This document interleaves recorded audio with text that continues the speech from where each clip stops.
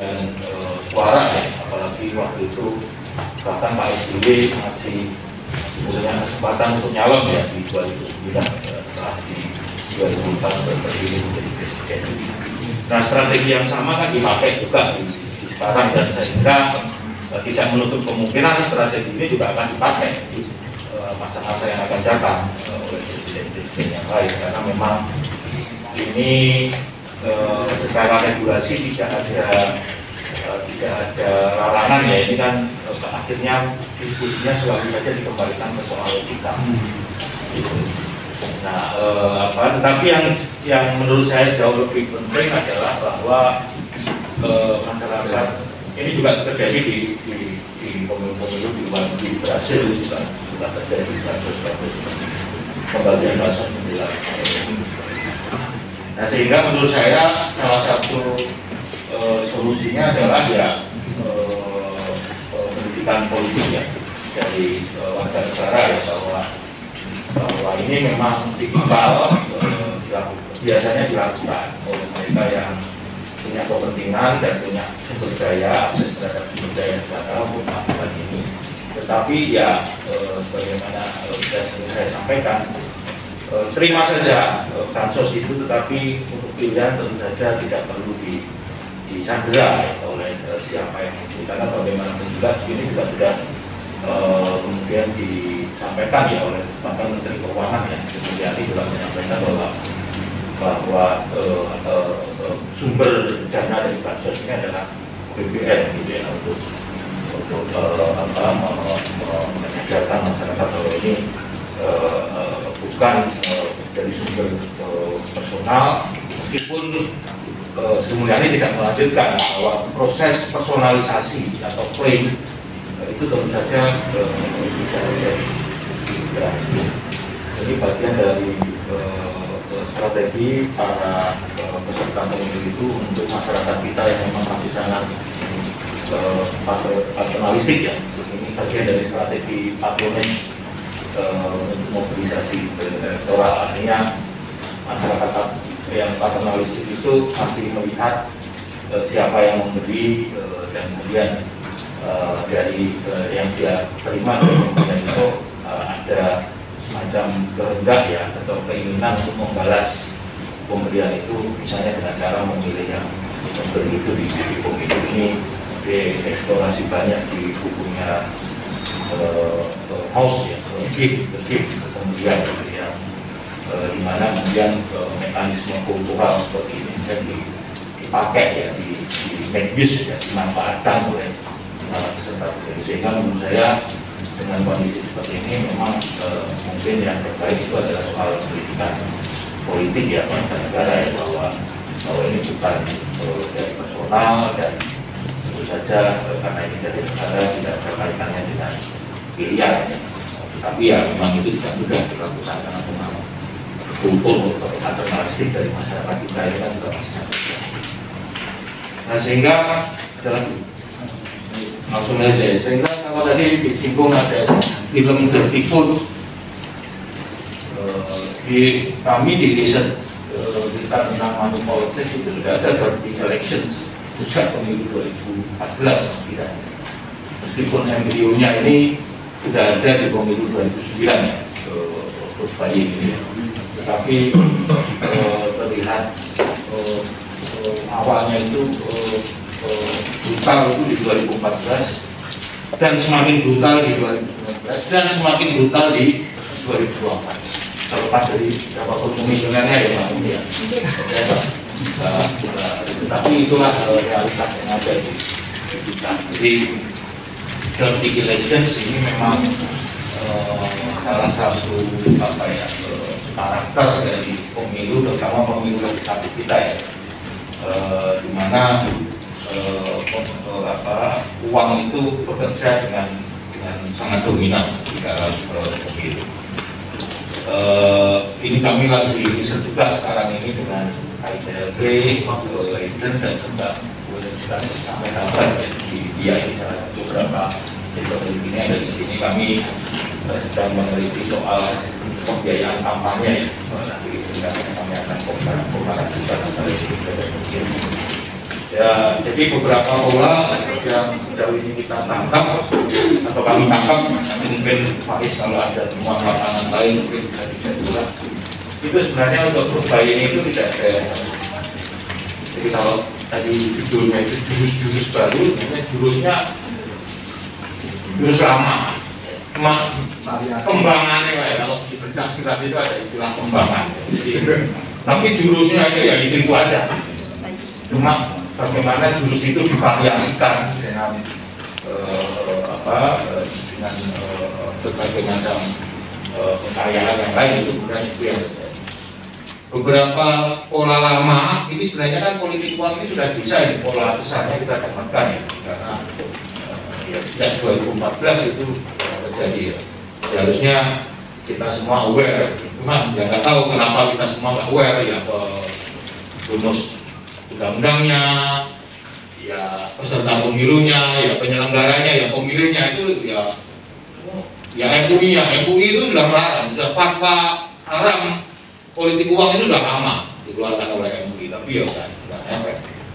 Tapi beberapa pola besarnya misalnya begini. Pertama, ini sesuai dengan teori bahwa semakin mendekati hari H pemungutan suara, potensi terjadinya berbaing dalam bentuk uang cash, tidak lagi dalam bentuk sembako bla bla bla itu, tapi dalam bentuk uang cash, itu akan lebih potensial terjadi, dan itu yang disukai oleh atau dipilih, banyak dipilih oleh para peserta pemilu. Jadi semakin mendekati hari H pemungutan suara itu semakin potensial. Makanya tadi benar sebenarnya regulasi kita semakin mendekati hari H itu yang disasar itu semua orang, karena memang prakteknya semakin banyak. Jadi nominal itu nggak penting, besaran nominal, tapi yang penting adalah siapa yang ngasih terakhir. Itu ada temuan seperti itu juga di perspektifnya pemilih. Jadi Anda ngasih 100.000 tapi itu seminggu yang lalu, dengan orang lain ngasih ke saya 50.000 malam nanti atau besok pagi atau besok siang, itu saya akan lebih ingat yang terakhir daripada yang 100.000 yang minggu yang lalu. Jadi ini pola umumnya, sehingga masa krusialnya itu ya sebenarnya di hari tenang ini tadi, hari tenang yang sangat sibuk. Kemarin tulis status itu. Jadi hari tenang memang masa tenang tahapan pemilunya, tapi sebenarnya melukat sibuk. Ini itu sana, itu sini, kasih amplop sana, kasih amplop ini. Sampai nanti malam ini beberapa data tidak masuk, tapi punya terus ada beberapa caleg di Serpami yang berniat akan melakukan pembagian politik uang fresh money itu ya, itu nanti malam dan besok sampai besok itu masa krusialnya. Jadi kalau Bawaslu tadi sebenarnya sudah ada datanya ya, itu pengawasan itu perlu lebih intensif di hari-hari ini. Jadi masa tenang itu yang sibuk gitu. Jadi jangan dianggap masa tenang itu semuanya tenang saja, Bawaslu nggak usah kerja, semua tenang. Kagak, itu malah semakin sibuk sampai di sana. Kemudian juga pemantaunya, masyarakatnya ini pemantau mahasiswa ada ya, kita punya.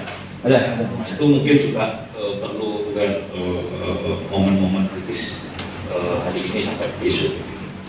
Kemudian pola yang kedua, misalnya lebih banyak politik uang lebih potensial terjadi di daerah karakter rural dibangunkan. Nah, ini kalau kita perluas lagi analisisnya, itu di kampung daripada di kota. Di beberapa status Facebook teman-teman saya ini kan pada komplain, kok belum ada politik uang. Kamu tinggalnya di perumahan, nggak mungkin. Nggak percaya. Nggak mungkin politik uang itu di perumahan mewah, apalagi perumahannya Mas Rai itu ya yang di mewah itu nggak mungkin. Inflasi 100 malah parkir, malah itu aja. Tapi di kampung-kampung itu jangan. Jadi karakternya seperti itu, yaitu yang pola yang bisa kita. Selain itu misalnya ini temuannya Tuhan di dalam salah satunya itu adalah justru ditargetkan ke pemilih loyal. Jadi politik uang, apalagi yang terakhir ini terkonfirmasi juga di temuan sementara kami belum cerita ya. Ada beberapa bahasa lokal di Kupang kemarin ada istilah, tapi intinya adalah uang pengikat. Justru ke mereka yang loyal, pemilih loyal. Ini juga temuan kami berikutnya sementara ya. Kami sekali lagi ini masih temuan sementara yang masih perlu didiskusikan. Sekarang ini caleg itu sangat aware terhadap data. Jadi mereka itu sekarang punya data. Ini sebenarnya temuan embrionya sudah ada di 2014, tapi sekarang lebih canggih. Mungkin ini yang masanya baru. Di 2014 itu di riset kita ada istilah biling bayar. Ini kemudian didata fotokopi NIK-nya. Mereka berasumsi bahwa KTP itu tidak akan mudah diberikan kepada orang yang tidak berdaya, sehingga ketika itu diberikan, mereka kemudian menangkap ada komitmen dari yang bersangkutan untuk memilih dia. Nah ini data ini sudah dikumpulkan oleh semua caleg ini, kebanyakan caleg tidak semua. Ada yang canggih pakai aplikasi sistem informasi itu, sehingga dia bisa memantau melalui handphonenya. Ada yang ditulis tangan manual di kertas. Beberapa hari lalu saya turun ke lapangan di Semarang. Itu ada yang sampai ngeluarin dompetnya, dia mau ngasih aku duit, ternyata dia punya kertas tulisan tangan dan di situ ada itu tadi data-data calon pemilih yang dianggap loyal. Datanya sudah kami dapat. Ada juga yang pakai tim kampanye yang agak canggih, melibatkan banyak orang, padan karya gitu ya, dan juga sekaligus padan modal saja. Dan kemudian mereka setiap minggu sekali minimal, dan di menjelang hari pemungutan suara ini semakin intensif pertemuannya, itu berbuka data. Dan ada proses cross check di situ bahwa yang dulu sudah dibawa sana nggak boleh lagi dihitung di yang saya bawa dan seterusnya. Jadi sudah canggih. Artinya apa? Mereka para calon ini sudah memiliki kesadaran pentingnya data, sehingga politik uang yang nanti akan mereka berikan, nah itu juga strategi kampanye mereka itu didasarkan pada data ini. Pendeknya saya ingin mengatakan calon ini sekarang lebih efektif tapi tidak lebih efisien. Karena apa? Karena mereka mau memberi uang yang lebih besar ketimbang di pemilu sebelumnya 2019-2014, tapi istilahnya itu luwih jamin netes ketimbang dia memberi uang tapi tidak jamin. Jadi datanya solid dan dia kemudian mau bersedia memberikan uangnya itu, sumber dayanya itu dengan lebih banyak ke data ini, ke orang yang ada di data ini.